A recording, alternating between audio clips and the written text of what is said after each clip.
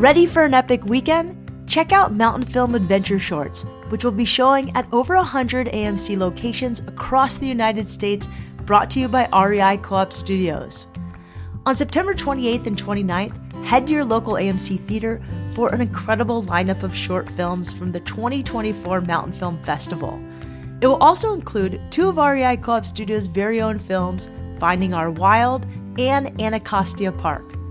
Get inspired by some amazing stories of adventure and the great outdoors.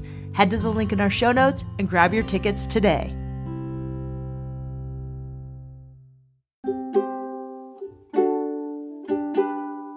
I think if you care about the outdoor spaces that you recreate in, if you surf or you ski or you hike or you camp, whatever, like you are bearing witness every time you are out there to the impacts of climate change on these natural places that you live. Lauren Bash is an environmentalist and storyteller who loves teaching people about sustainability. Early on in the pandemic, she posted a simple clip online about cooking with ingredients from her mom's garden, and it took off. These days, most of her videos are about environmentally friendly food, DIY projects, and climate legislation. Lauren is a full-time content creator and has more than 240,000 followers on TikTok and over 160,000 followers on Instagram. Her goal is to empower people to understand climate change and give them actionable steps to create a healthier environment. I'm Shelby Stanger, and this is Wild Ideas Worth Living, an REI Co-op Studios production brought to you by Capital One.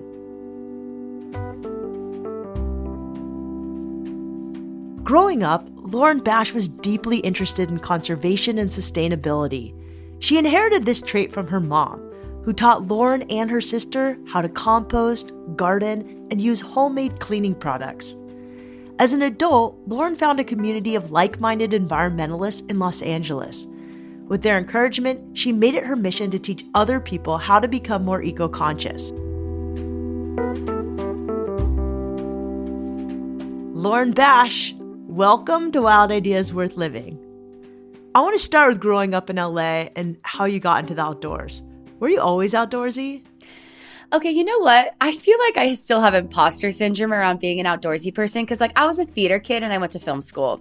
And I feel like unfortunately there's this binary thinking when you think you can either be an artist or an athlete. And perhaps if you're an athlete, you're more outdoorsy. And if you're an artist, it's oh no, I don't like the outdoors because I want to just be inside and make my art.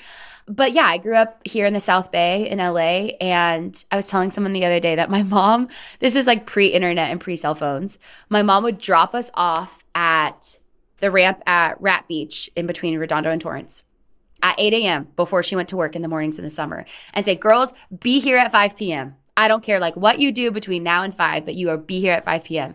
No cell phones. And it was so trusting. But it's also that's how we would spend every day over the summer, just at the beach all day. So the ocean was definitely my first love with the natural world, just because I grew up so close to it. Well, tell me a little bit more about this theater side of you. I'm actually really interested in that. Some of the best guests have come from a background of theater. They can really tell a story. It's super important to be an activist, knowing how to tell a story. Yeah. I mean, a great skill to have no matter what you're doing, right? Being able to tell a story and is there a cliffhanger? Are you building this up where there's some big climax and everyone's no way. My mom's also Argentinian and I feel we love the drama, it's all about storytelling at the dinner table and everything being very animated. But yeah, I went to my first theater camp when I was 7 years old. My mom just signed us up for it and was I think you'll enjoy this. And I fell in love. Did you study environmental science or how did you get interested in climate change, activism, being eco-conscious? Yeah. So I went to film school for undergrad. It was kind of an umbrella where you could do broadcast journalism, documentary, or TV. I was in broadcast journalism. And what I loved about it is you just learned the basics of everything. You weren't getting really deep into anything. And I think because I was a theater kid, I loved the reporting element of it as well, being on camera, telling stories on camera, which makes sense now what I do now. It's essentially what I do. Not as journalistic, but still telling stories from my point of view on camera. Yeah, but you use the truth to tell the stories, which is journalistic. True. True. That's true. And there's so much research, especially with something like climate. There's so much research required, which does remind me of the days of broadcast journalism or journalism classes for sure. Um, and then, to be honest, like the first 7 years out of college, I went and worked for a big company and was producing like short form and social content. So I didn't study environmental science. I understood the impacts of climate change as much as like anyone in LA does. Um, but after the presidential election of 2016, there was just so much uproar about all of the threats we were going to face as far as the climate crisis goes. And so the one in particular that like made my ears go up was offshore oil drilling. And being someone who has so much love and affinity and respect for the ocean, I said, wait, they're going to put oil rigs along the coast of LA. And we have drilling in Ventura County, north of us, and in Orange County. You're literally surfing in front of the oil rigs. And so that was my entry into the climate space. I literally Googled, Shelby, I Googled, how do you stop offshore oil drilling in Los Angeles? And from there, I found the Surfrider Foundation because they had an entire campaign advocating against offshore oil drilling. And this story actually means a lot to me because this is back in the Facebook days of like, that's how community organizing was happening through Facebook. And I went and liked a chapter meeting. Like, yes, I am interested in going to this chapter meeting. And a coworker of mine saw that I had liked it. And she sent me a Slack message and said, hey, I saw that you liked the meeting for Surfrider. I've been very active in this organization for a long time. Do you want to go to the meeting together? We can ride our bikes together after work. And I feel like it's such a crucial part when we talk about climate community and the importance of championing new people and inviting them so they feel safe and included and welcomed, because it can be really intimidating, like joining a group for the first time. And I think of all the people who want to do something but don't know where to start and feel really intimidated by entering a group who's been like friends or community members for a long time. And so I always think of her and the way she approached me with such kindness and generosity to invite me into this group. She sat next to me at the first meeting. She introduced me to everyone.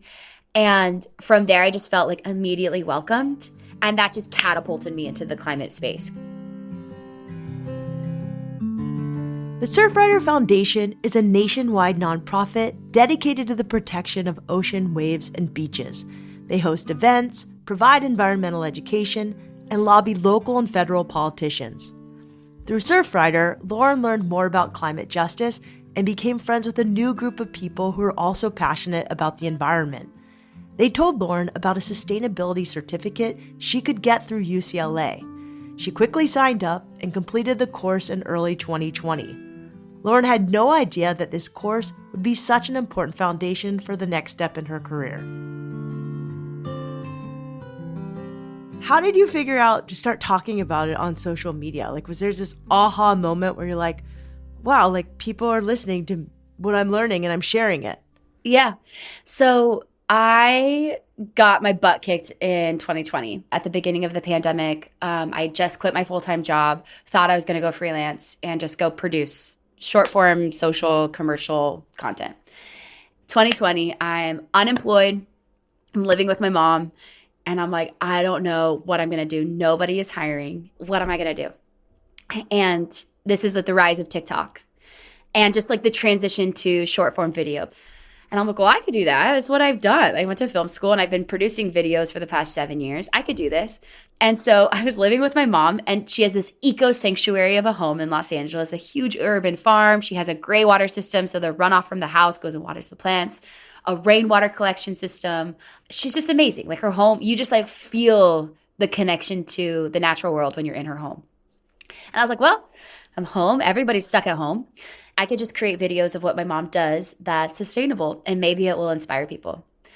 And so I started showing like how I would go and pick my salad for lunch every day. And like people were really resonating with that. And I was like, well, I guess I could show you how I like make my toothpaste from baking soda and coconut oil. And I guess I could show you the like low waste things we do around the house to be mindful of our plastic pollution consumption. And just started doing that. And I think just the nature of people being home, stuck at home, were like, wow, this is really cool. Show us more. I was like, okay, well, I could show you how I thrifted this top and I like mended it to fit me better. And it really resonated with people. It was also an election year in 2020. And so obviously I was very passionate about, voting for a candidate who wasn't going to permit more oil drilling around the country. And so I was very vocal about that as well, and how important voting for the climate is. And then this is when I just plugged into the climate creator, climate communicator world, and saw that so many people had been doing this for a long time. And I was just new to the community. How did you know that this could be also your career? I didn't. It was an when accident. Did you know it could be? Like, when did you know you don't have to go back and get a job? Yeah. So I had a job through 2022. I was still like freelancing and working for a few brands. And I was making videos for anyone who needed an editor. I would take a gig. And then in 2022, I was like, I don't want to make videos for organizations that I don't believe in. I was like, I'm going to take a bet on myself and truly empower people to take climate action. And I think I can do this full time. And so, yeah, it's been 2.5 years. I think taking a bet on yourself is a really big risk. How did you get over like fear of failure, imposter syndrome, all of that? I don't know if we ever like fully get over imposter syndrome, but the two things that keep me going, and I actually tell other people this who are getting into content creation or storytelling, is like, what do you need the world to know? Because like that's what gets me out of bed. What do you need the world to know? Because I think that will be the only thing that sustains me, is like, until we start to see like global temperatures going down significantly, like there is always something to talk about in regards to climate and protecting people and planet. Lauren works full-time as a content creator. Her videos get thousands, sometimes even millions of views. Her topics range from gardening tips to interviews with scientists to recipes and everything in between. She even records skits where she plays two different people having a conversation about sustainability, like a woman convincing her friend to drink from a reusable water bottle, or a daughter talking to her mom who thinks that climate change is a hoax. Lauren loves the fun community feel of these platforms. She teaches people about ways they can live more sustainably, and she learns a lot from the people that follow her too. Do you have a story about one of the early posts you made that resonated with someone and maybe they contacted you about it? Okay, this is meaningful. It's climate adjacent, but it's really, really meaningful. So there's a celebration every year called Veganuary, and it started in the UK, and it's an invitation for folks to eat a plant-based diet for a month and just see the impacts on your body, on the planet, there's all sorts of reasons, on animals, there's all sorts of reasons why people choose to eat plants. And my dad had like a lifetime, I mean, as long as I can remember, just like of poor health. And a lot of them were diet-related diseases. So like hypertension, high blood pressure, high cholesterol, which everything you read will just say, eat less meat and you'll watch these things go down. And so for the month of January in 2022, we did it. We did Veganuary together. And I'm plant-based. I've been plant-based for over 10 years. And so we would meal prep together, and we would take his blood pressure every day. And he was still taking all of his meds. But I was like, let's just see if it actually works. And he did it. In 30 days, he lowered his blood pressure by 50 points. And his doctor was on track to cut his cholesterol medicine in half. And it was so inspiring to show. I was like, you did it, Dad. Like we hear about these statistics, but you are living proof of this. And the amount of comments I would get from either young people who said, I want to do this with my parents because they're also experiencing these health related issues, or like boomers themselves saying, wow, your dad is so inspiring. And I also want to do this. He's giving me hope, and he's reminding me that it's not too late. And obviously, food has a lot to do with climate, but I think this was one that was so wholesome and so beautiful because it was just someone's story. It was just my dad's story.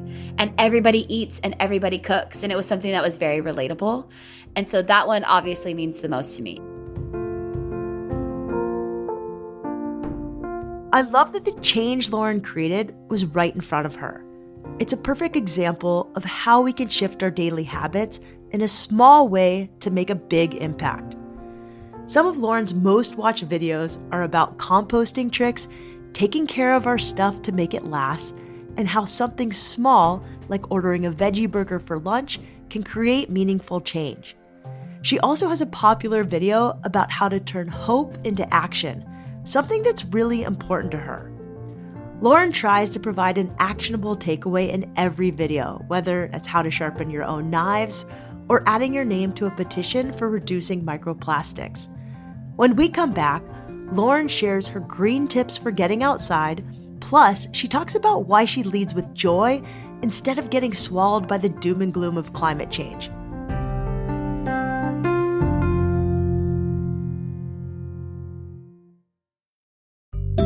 Hey Wild Ideas listeners, I have good news. REI and Capital One have partnered together to support the shared mission of creating a more equitable outdoors. Through the REI Co-op MasterCard program, Capital One and REI have donated $3 million to the REI Cooperative Action Fund. That donation supports more than 200 nonprofit organizations across the country working to create a more equitable outdoors for everyone. If you want to find REI Fund grantees in your community and learn more about the amazing work they're doing, visit reifund.org/grantees. That's reifund.org/grantees. And to learn more about the REI Co-op MasterCard program, go to rei.com/MasterCard-podcast. That's rei.com/MasterCard-podcast. We'll include both links in the show notes. Terms apply. I know many of you are hikers, which is such a great way to start adventuring outside. Luckily, Merrell is here to help. Merrell is the global leader in outdoor and hiking footwear. They produce stylish, functional products and have been a top-tier performance brand since 1981. If you're in the market for a new boot for the trails, you gotta check out Merrell's Moab Speed 2. It takes everything you know and love about the traditional hiking boot and blends it with your favorite sneaker, with top-notch traction, support, and comfort. The Moab Speed 2 gives you confidence on any terrain and has extra cushioning for that extra mile I know you want to go for. If you want to check out the Moab Speed 2, head to your local REI store or rei.com today. If you're looking to go on more adventures this year, I have something you're going to love. Did you know REI offers wholly immersive outdoor experiences where they manage all of the details? I'm talking bucket list vacations, like camping in Bryce Canyon or snowshoeing through Lake Tahoe. They'll even take you cycling through Alaska. REI organizes all of the permits, reservations, and accommodations, and provides world-class guides to lead a wide variety of unforgettable, sustainable, and inclusive adventure vacations for all kinds of travelers. What I love most is that these trips cater to beginners and experts and are suitable for various groups, including families, women, and those under 35. That means that there's an adventure for everyone. With more than 100 trips from coast to coast, REI is sure to have a trip that will get you outside, learn new skills, and meet new friends for future adventures. And there's a bonus if you're an REI Co-op member. Members save an average of $400 on each trip they book and get a bunch of other benefits. If you're not a member yet, we'll share a link in the show notes so you can join today. Visit rei.com/adventures to find the itinerary for you. That's rei.com/adventures.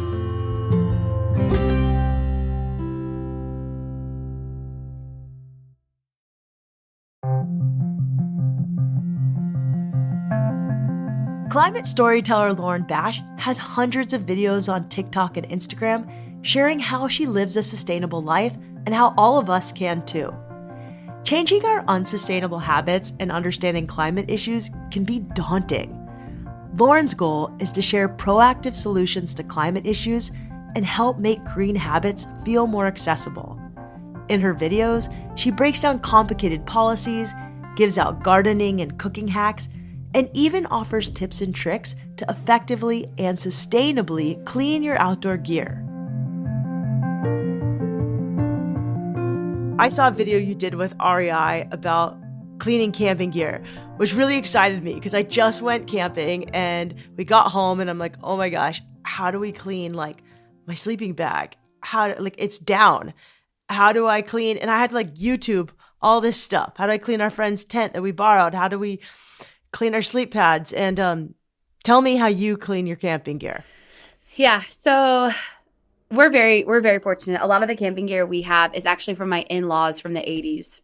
which is wild. It just shows you like how things were made differently back then. I have a camping stove from the 70s, so I get it. Yes. Coleman. That thing is never, no, that thing, like, there's two parts, right? There's like the base and the pipe. That's it. And if one, like, I guess, shook out of place, you could probably really easily repair it. But those things are built to last for literally forever. So because it's old and we didn't take care of it, our camping stove, we gave it a good scrub, which was also extremely satisfying. Tell me how you cleaned your camping stove. Okay. Because this is also something that I didn't really realize until later in life, that you could just use, you don't need to buy oven cleaner, which is like really toxic. You could just use baking soda and vinegar. Which, however, this is what I love about being a creator on the internet. Like, my comment section keeps me in check so much. So I thought, right? I thought baking soda and vinegar, right? Because of the bubbles, is like, surely something is happening. That's the cleaning power. But apparently they cancel each other out, which I just learned that. So you would just use one at a time. So you would use baking soda first and scrub it, and then you could wipe it off, and then use vinegar and wipe it off. So the two cancel each other out. I didn't have that experience. It worked. I don't know. It worked for me. Worked for me too. So yeah, I put baking soda on it and gave it a good scrub. And then I put, I actually make my own lemon vinegar, which is another like DIY sustainable hack. But when you have citrus peels, there's so much good citric acid in the peels that's a really powerful, potent cleaning agent. And so you can soak citrus peels in a jar of vinegar for a couple weeks, strain it out, and then you have like homemade citric vinegar cleaner, which is great. It's not good. I'm learning, again, the comment section. It's not good for stone countertops, but everything else, it's great. So like glass, wood, your metal stove, things like that. It probably smells really good too. Oh yeah, it smells delicious. What about food tips? Like, do you have any environmentally friendly food tips that you can share especially when we're hiking and camping? I mean, I'm plant-based, so I will always advocate for a plant-forward or a plant-rich diet. A lot of plants don't have to be refrigerated, so it therefore makes it a much easier camping food. I'm also like a big fan of composting when you're camping. So I always bring like a resealable baggie, and then that's our compost baggie. So if you do coffee grounds when you're camping, like throw it in there. Any peels from citrus, you throw it in there. We always do like fajita night when we do camping at like a proper campground. So like onion butts or like pepper tops or any of that can all go in there. Well, how can we be more sustainable when we purchase outdoor equipment and apparel? Because that whole industry, it's not perfect either. Yeah. I mean, it goes back to what we're talking about, like taking care of what we have and slowing down and using less. Like the same principles we have with fashion on like what we choose on a day-to-day basis, of borrowing, of renting, of mending, of swapping. Like all of these things apply to outdoor recreational clothing or equipment as well. The beautiful thing about camping equipment, outdoor equipment, is that it is made to last. Like a lot of these things are made to be extremely durable, especially like the higher quality things. So take advantage of the repair programs that an outlet like REI has, or even the manufacturer itself. You could send it back in to get it repaired and truly make this last for as long as possible. And then a lot of this stuff, like if you're just going to use it once, borrow it from a friend or rent it. Another story just about sharing in general and just giving more flowers to my mom. So she just started a tool library in the city of Compton, and it's for tools. And so they have everything from like wheelbarrows and ladders and shovels to like power tools like drills and saws and everything. They have every tool you could think of, but these tools are really expensive. And so she created this so the community and surrounding communities can have access to these tools when they need them, and help them start a business or help them renovate their homes or whatever. And now I'm like, Mom, we should have like hubs in every city of just like the share shack. And it could be like, a cooler. Like a cooler just lives in the share shack. And when you need it, you check it out. And when you don't, you put it back. I love these ideas of community libraries. And if you make that your next business, I would be really excited and come back on and talk about this. But I do think that there's something really powerful in community share libraries. It's really cool. Yeah, fewer resources shared with more people. Lauren, I'm so sorry. I have a little kid at the door banging. You're good. I got to go handle them. I'm so sorry. Hold on. Hey guys, I'm just in the middle of a podcast. Oh, it's okay. Do you need something? Just leave it. I got to keep going. Okay, love you. Well, what do you know? That was so wholesome. No, it was okay. So wholesome. Normally I like the little kids come over, but actually that was a little kid bringing over some pillows and camping gear that we lent them for their camping trip. So there you go. Full The outdoor circle gear moment. library is coming through. Yes. In addition to making educational videos, Lauren is also very politically active. She's now the chair of her local Surfrider chapter and regularly works with other members to lobby for policies that protect the environment. Of course, there's no guarantee that she'll see this effort come to fruition. Fighting for climate change can be brutal, but Lauren has learned a lot from her community about how to deal with both the wins and the losses. I was at another lobbying day in DC last year, and there was an elder from the community. It was the same week that the Willow Project had got approved, which is an awful drilling project in the Arctic. And it was such a weird experience because we were celebrating the success of this amazing week of lobbying and then getting the news that, in the same offices, or I guess like lateral offices, a huge project like this could get approved. And I asked the elder, I was like, how do you stay optimistic? And he was like, oh, young one, welcome to the movement. And you could tell like he's like, I've been knocked down too many times to count. But if I'm going to let that be an indicator of my persistence in this fight, then like I've given up too soon. We are going to face so much defeat, but we are going to face so many wins. And this is just part of it. This is the resilience required to actually see change. It's the same as like I'm learning the similarities of running and climate activism right now. Like if you have one bad run or one bad race, are you going to stop running? Absolutely not. You like get back, you train harder, you get a new coach, you get on a nutrition plan, you join a run community, you sign up for your next race. It's the same thing with climate activism. You can't be defeated by one mishap. You stay resilient.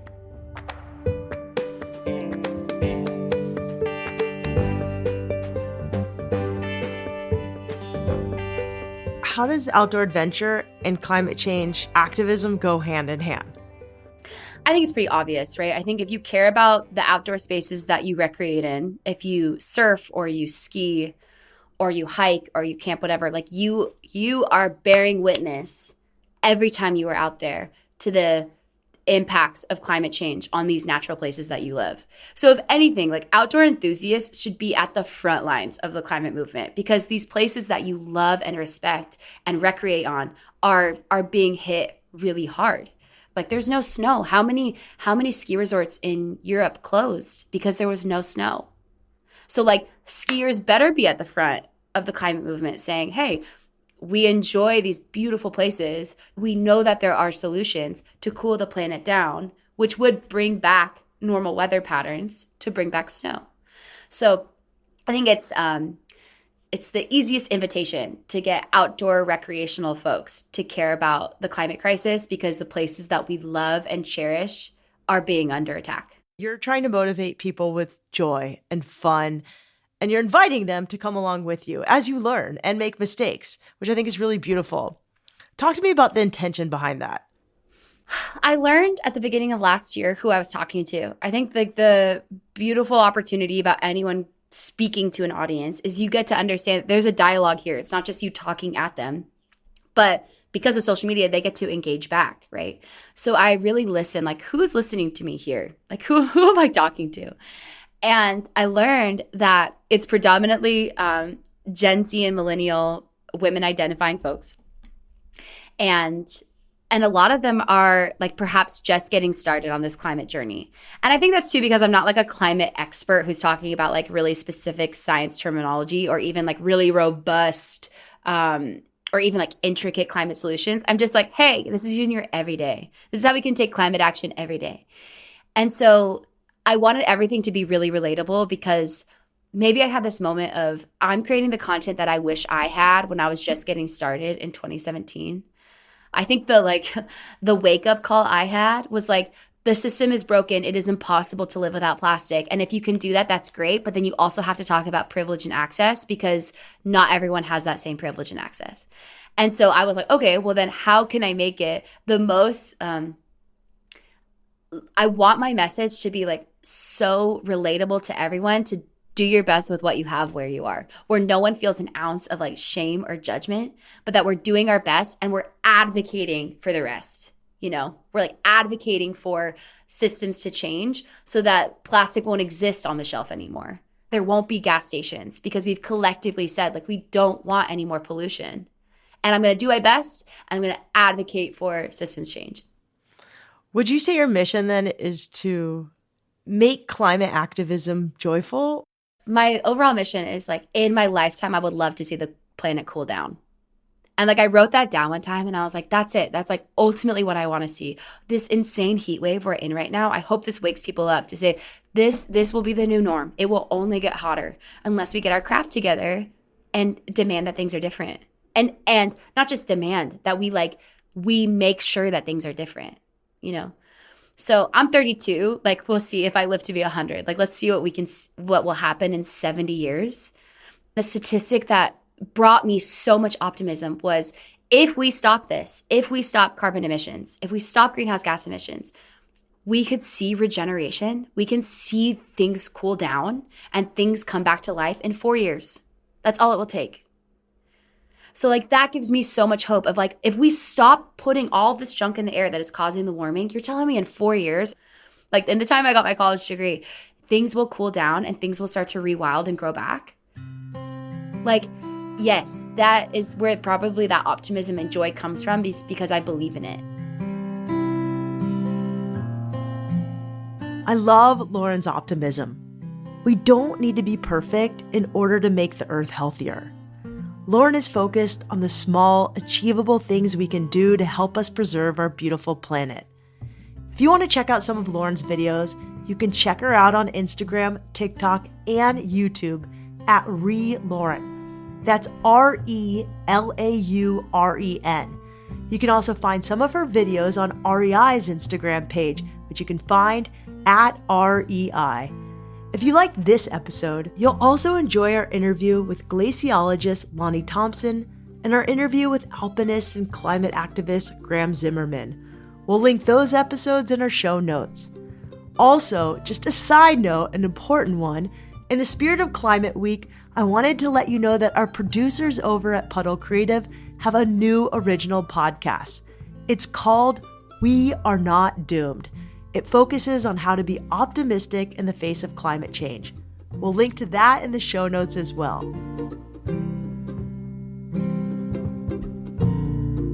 Wild Ideas Worth Living is part of the REI Podcast Network. It's hosted by me, Shelby Stanger, produced by Annie Fassler, Sylvia Thomas, and Sam Piers-Nitzberg of Puddle Creative. Our senior producers are Jenny Barber and Hannah Boyd. Our executive producers are Paolo Motola and Joe Crosby. As always, we love it when you follow the show, take time to rate it, and write a review wherever you listen. And remember, some of the best adventures happen when you follow your wildest ideas.